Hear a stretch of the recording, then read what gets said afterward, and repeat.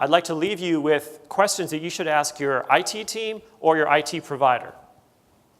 The first question you should ask is, who in your organization, or who in our organization, is responsible for finding intruders?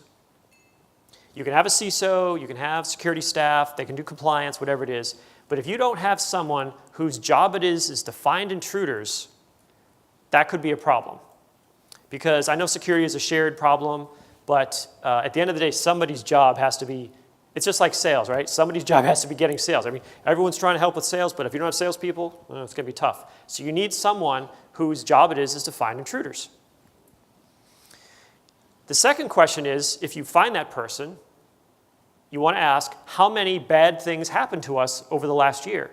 And you can define bad things any way you want. My blog, TAO Security, if you Google that, you'll find me on Twitter and all that. In fact, there's enough people in the room that if you all followed me on Twitter today, you'd probably push me over 38,000, so because I'm really close to 38,000. So I wouldn't mind if you did that, although I know the whole Australia thing I said will probably boo. So, okay. You find the person responsible for incident response, ask how many bad things happened. Next, you want to ask, how quickly did we detect those bad things?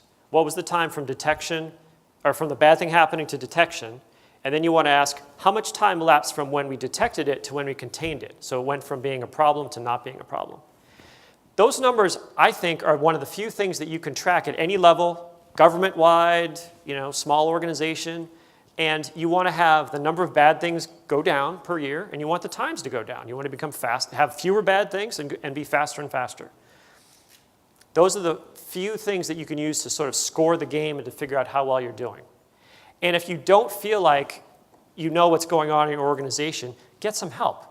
If you were to hire me as a CISO, and by the way, I don't want to be your CISO. It's the most thankless job. I have all the respect in the world for all the CISOs in the room. It is a brutal job. I had my 3 years at Mandiant, nothing serious, knock on wood.